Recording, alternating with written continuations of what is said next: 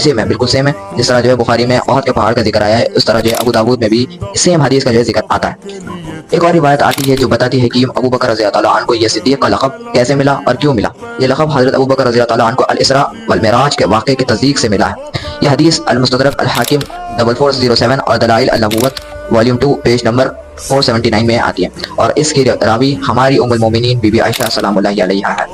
وہ فرماتی ہیں کہ جب نبی صلی اللہ علیہ وآلہ وسلم اسراء والمعراج کے سفر سے تشریف واپس لے کر آئے اور صبح میں لوگوں کو کہا کہ میں راتوں رات آسمانوں کے سفر پر گیا تھا، تو یہ سننے کے بعد مشرکین عرب نے مذاق اڑانا شروع کر دیا، اور اس واقعے کے بعد کچھ نادان مسلمان مرتد بھی ہو گئے. انہوں نے کہا یہ کس قسم کی باتیں جو ہے کر رہے ہیں، کیا یہ ممکن ہے؟ اللہ سبحانہ و تعالیٰ نے توفیق دی اور لوگوں نے رسول اللہ صلی اللہ علیہ وسلم کی تصدیق کی کہ آپ صلی اللہ علیہ وسلم سچ فرما رہے ہیں. اسی طریقے سے جب یہ بات حضرت ابوبکر صدیق رضی اللہ تعالیٰ عنہ تک پہنچی اور ان لوگوں نے بتایا کہ اس طرح نبی صلی اللہ علیہ وسلم نے دعویٰ کیا ہے، تو حضرت ابوبکر رضی اللہ تعالیٰ نے ایک لمحے کا بھی توقف نہیں کیا، اور انہوں نے کہا بالکل اگر رسول اللہ صلی اللہ علیہ وسلم نے فرمایا ہے تو سچ فرمایا ہے. اور کہا میں تو اس سے بڑی بڑی چیزوں کی تصدیق کر رہا ہوں کہ آسمان سے ان کے پاس فرشتہ آتا ہے اور وہ اللہ سبحانہ و تعالیٰ کا پیغام بھی لاتا ہے.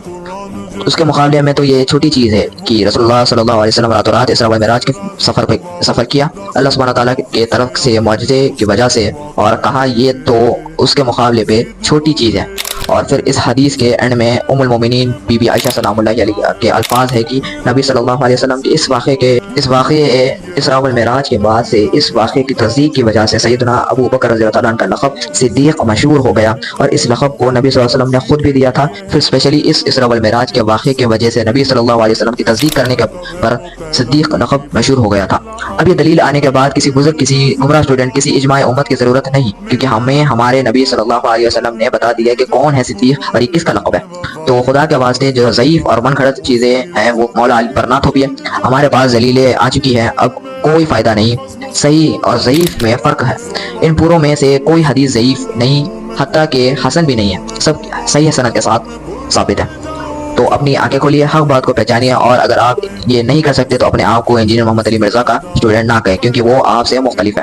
بس یہی ضعیف روایت ملتی ہے کہ آپ لوگوں کو مولا علی علیہ السلام کی شان میں، ان کی شان میں تو اتنی ساری حدیثیں ہیں. یہ من گھڑت کہانی چھوڑے، آپ اس سے جو ہے مولا علی کی شان بیان نہیں کر رہا، ان کے اوپر جھوٹ باندھ رہے. تو اتنی ساری حدیثیں آپ اس کو چھوڑ کر اس کے پیچھے پڑے ہوئے ہیں. تو خدا کا خوف کریں، ان من گھڑت کہانیوں کو چھوڑیں. آپ کو سوچیں کہ مولا علیہ السلام ایسا کہہ سکتے ہیں کہ میں ہی صدیق اکبر ہوں، میرے بات کوئی کہے گا تو وہ جھوٹا ہے.